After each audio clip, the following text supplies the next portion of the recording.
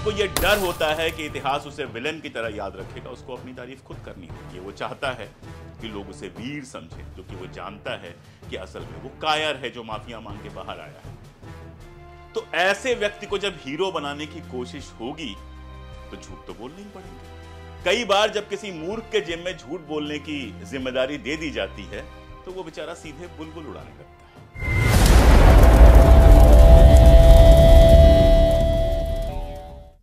नमस्कार, politics India पर मेरे शो अनफोल्डिंग हिस्ट्री में आपका स्वागत है। कर्नाटक की एक किताब में बच्चों को जो स्कूल में पढ़ाई जाती है, उस किताब में बताया गया कि सावरकर साहब का जो कमरा था, उस कमरे में कोई खिड़की नहीं थी, कोई रोशनदान नहीं थी, लेकिन एक बुलबुल रात को आया करती थी। पता नहीं रात को या दिन को, मुझे याद नहीं है, लेकिन एक बुलबुल आया करती थी और उस बुलबुल पे बैठ के वीर विनायक दामोदर सावरकर रोज हिंदुस्तान आया करते थे और फिर लौट जाया करते थे। क्या बात है! अगर ये बात पहले बता दी गई होती, 1947 में हमारा देश आजाद हुआ, इतने सारे हवाई अड्डे बनाने पड़े, इतने सारे एयरक्राफ्ट खरीदने पड़े, अंडमान जाना तो अभी भी बहुत मुश्किल काम है और बहुत महंगा काम है। अगर पहले ये खोज बता दी गई होती तो इन बुलबुलों को खोज लिया गया होता, आना जाना आसान हो गया होता, कितने पैसे बच जाते, कितना ईंधन बचता और क्या क्या होता। खैर, कोई मूर्ख भी या सावरकर का बड़ा से बड़ा भक्त भी इस लाइन को सुनकर सिर्फ मुस्कुरा सकता है। आप देखिए कि हर चीज को डिफेंड करने के लिए आईटी से लेकर किस्सा लेके आ जाता है, लेकिन 4-5 दिन हो गए, आज तक ये बुलबुल को सॉल्व करने वाला कोई सलूशन आईटी सेल को भी नहीं मिला। यानी एक ऐसा दावा, एक ऐसी बात जिस पर दुनिया का कोई भी आदमी भरोसा नहीं कर सकता है। फिर यह दावा किया क्यों जा रहा है? क्योंकि सावरकर के जो भक्त हैं, सावरकर के जो चेले हैं, नए सावरकराइट्स हैं, वो उतने ही आत्ममुग्ध और अपनी प्रशंसा करने के लिए उतने ही पागल हैं जितने कि सावरकर खुद थे।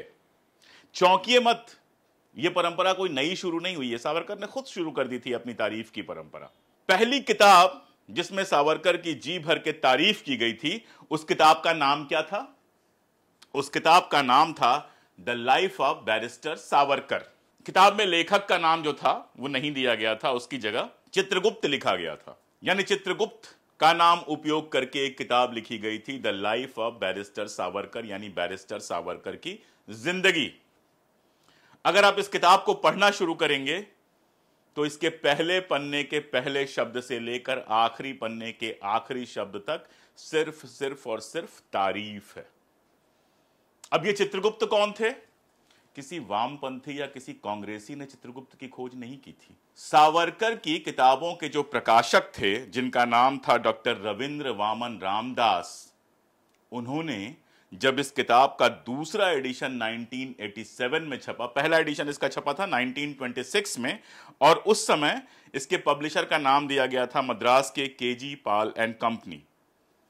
लेकिन दूसरी बार 1987 में जब यह किताब छपती है तो इसके पब्लिशर का नाम था वीर सावरकर प्रकाशन और उसके एडिटर थे डॉक्टर रविंद्र वामन दास। डॉक्टर रविंद्र वामन दास ने जो लिखा, मैं शब्दशः पढ़ देता हूं। उन्होंने लिखा, the life of barrister Savarkar के चित्रगुप्त कौन थे?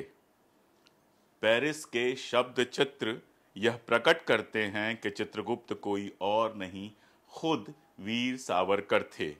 बहरहाल सावरकर ने इसे आजादी के बाद भी क्यों नहीं प्रकट किया, यह एक रहस्य है।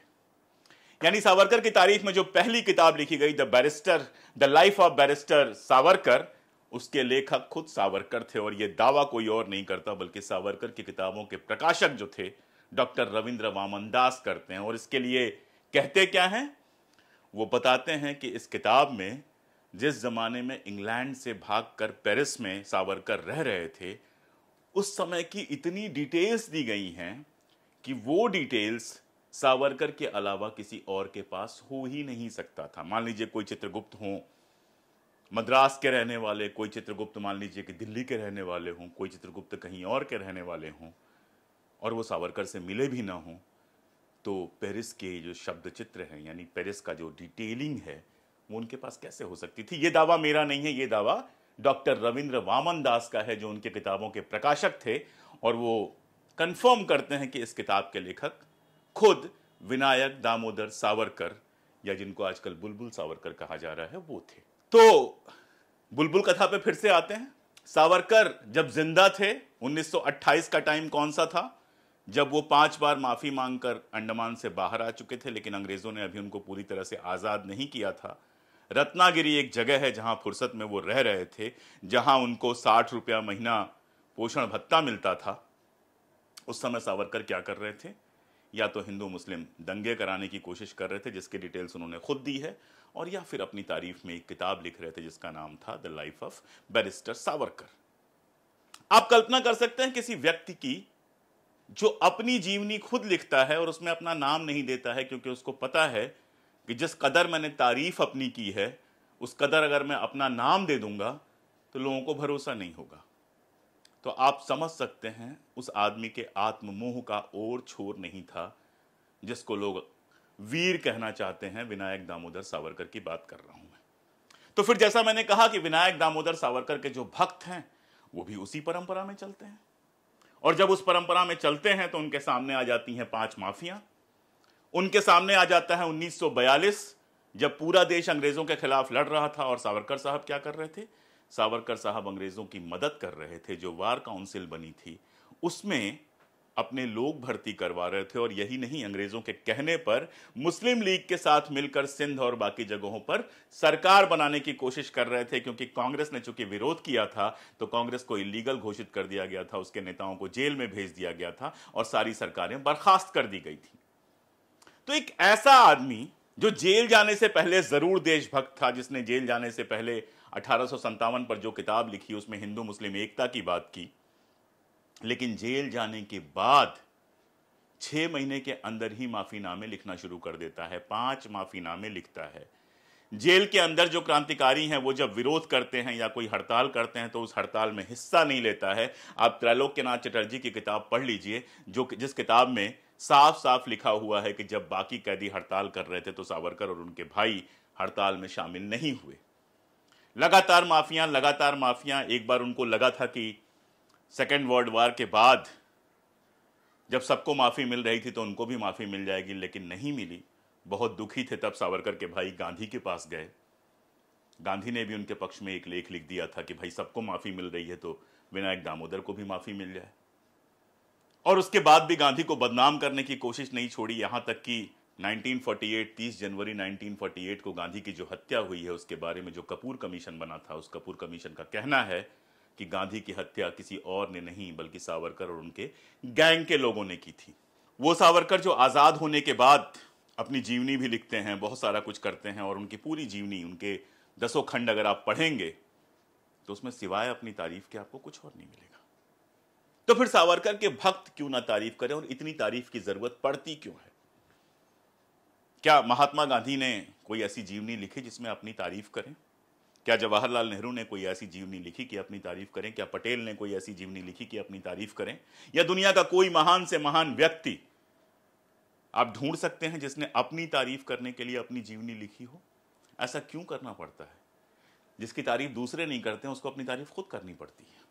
जिसको यह डर होता है कि इतिहास उसे विलेन की तरह याद रखेगा, उसको अपनी तारीफ खुद करनी होती है। वो चाहता है कि लोग उसे वीर समझें, क्योंकि वो जानता है कि असल में वो कायर है जो माफिया मांग के बाहर आया है। तो ऐसे व्यक्ति को जब हीरो बनाने की कोशिश होगी तो झूठ तो बोलने ही पड़ेंगे। कुछ झूठ ऐसे होते हैं जो बर्दाश्त हो जाते हैं, जो लगता है सच है। कई बार जब किसी मूर्ख के जिम्मे झूठ बोलने की जिम्मेदारी दे दी जाती है तो वो बेचारा सीधे बुलबुल उड़ाने लगता है। आप उस लेखक के बारे में सोचिए जो 7वीं या 8वीं के बच्चों को यह बताना चाहता है कि सावरकर बुलबुल के ऊपर बैठकर वहां से यहां अंडमान से दिल्ली, बंबई या पता नहीं लंदन कहां चले जाते थे। बहुत सारे मेमे बने हैं। बहुत सारे लोगों ने कहा कि शायद माफिया मांगने के लिए आते थे, माफिया परस्यू कराने के लिए आते थे। किसी ने कुछ लिखा, किसी ने कुछ लिखा। यह साबित करने की तो जरूरत ही नहीं है कि यह झूठ है, लेकिन यह समझने की जरूरत है कि एक विलन को हीरो बनाने की कोशिशें जिस तरह से इस देश में हो रही हैं वो अब हास्यास्पद लेवल पे पहुंच चुकी हैं। जितनी कोशिश की जा रही है सावरकर को हीरो बनाने की, उनके माफीनामे, उनका व्यवहार, उनके लेखों में छिपी हुई दूसरी चीजें लगातार बाहर आ रही हैं। दरअसल इतिहास हीरो और विलन बनाने का खेल है भी नहीं। इतिहास में तो होता है, दुनिया का कोई ऐसा व्यक्तित्व मुझे नहीं मिला आज तक जिसमें कोई कमी ना हो। दुनिया का कोई ऐसा लीडर मुझे आज तक नहीं मिला जिससे गलतियां ना हुई हो।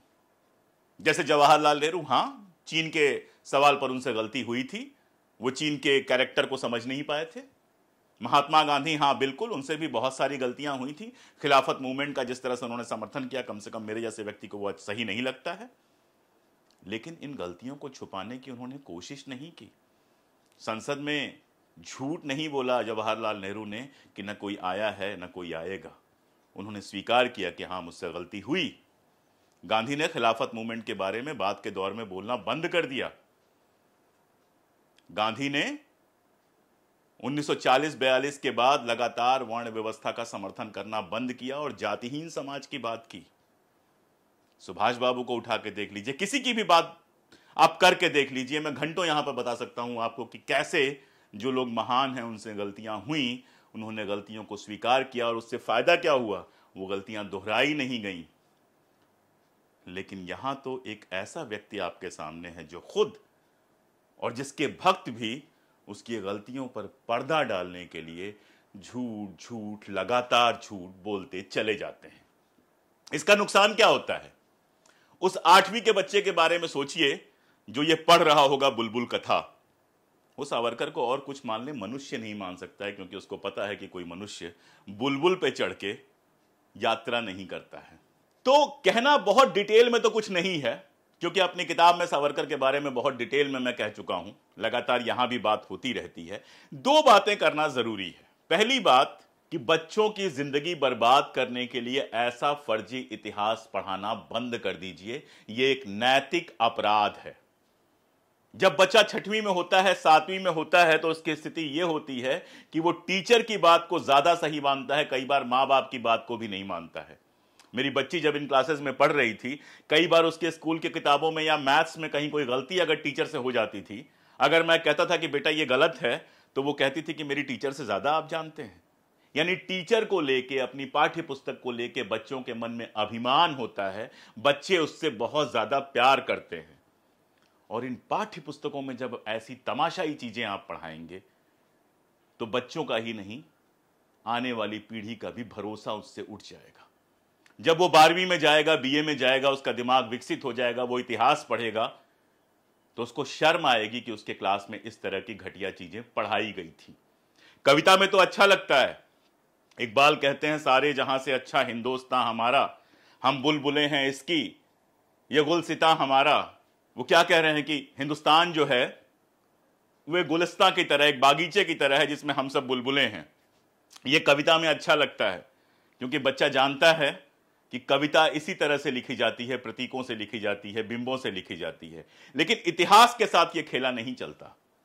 हो सकता है आप गांधीवादी हो, लेकिन गांधी पर लिखते समय आपको थोड़ी दूरी मेंटेन करनी पड़ती है, ताकि अगर उनकी कोई कमजोरी है तो वो भी सामने आए। भक्ति से इतिहास नहीं लिखा जाता, कविता लिखी जा सकती है, कहानी लिखी जा सकती है। तो अगर सावरकर का समर्थन करना भी है तो मैं बिना मांगी सलाह दे रहा हूं कि जेल में जाने से पहले जो उनकी कार्यवाहियां थी, 1857 का इतिहास जिस तरह से उन्होंने लिखा था, उस पर बात कीजिए। वीरता के किस्से आप क्या सुनाएंगे? एक किस्सा लगातार चलता है कि जब वो फ्रांस भाग गए और फ्रांस से लौट के आए, गिरफ्तार हो गए, तो जहाज से आ रहे थे, जहाज से बाहर कूद गए और मीलों तैर कर वो पहुंचे तट पर। सच्चाई क्या है? सावरकर खुद लिखते हैं कि बमुश्किल 3 से 4 मिनट वो तैरे थे, तैर के तट पर पहुंचे थे, और इसके पहले कि वहां जो पुलिस अधिकारी था उसको कुछ समझा पाते, दूसरे लोग जो उनको लेकर जा रहे थे वो तट पर आ गए, उन्होंने बात की और वो फिर से गिरफ्तार हो गए। सावरकर खुद इस बात को कई बार लिखते हैं कि 5 मिनट, लेकिन सोचिए कि उनके भक्तों ने इस 5 मिनट को घंटों बना दिया, इस कुछ मीटर्स की तैर को मीलों बना दिया। जब कोई रिसर्चर, यहां तक कि कोई स्टूडेंट भी सावरकर की अपनी किताब पढ़ेगा या उस जमाने में अखबारों में जो कुछ छपा था वो पढ़ेगा, तो उसको शर्म आएगी कि इस तरह का झूठ उसके सामने फैलाया गया है। दूसरी बात, ध्यान रखिए, इतिहास में महामानव नहीं होते। इतिहास में मनुष्य होते हैं, जिनसे, जो आप जैसे होते हैं, जो मुझ जैसे होते हैं, एक समय पर निर्णय लेते हैं। वो कभी सही साबित होता है, कभी गलत साबित होता है। सावरकर भी मनुष्य थे जिनसे गलतियां हुई, और इसको स्वीकार करना चाहिए। और जो नहीं स्वीकार कर पाएंगे वो बुलबुलों से उड़ने की कोशिश करेंगे, बुलबुलें बेचारी बोझ उठा नहीं पाएंगी, तो ऊंचाई का सपना देखेंगे और उनका अंत होगा बहुत बहुत बहुत नीचे गहराई में। आज के लिए इतना ही, फिर मिलते हैं। शुक्रिया।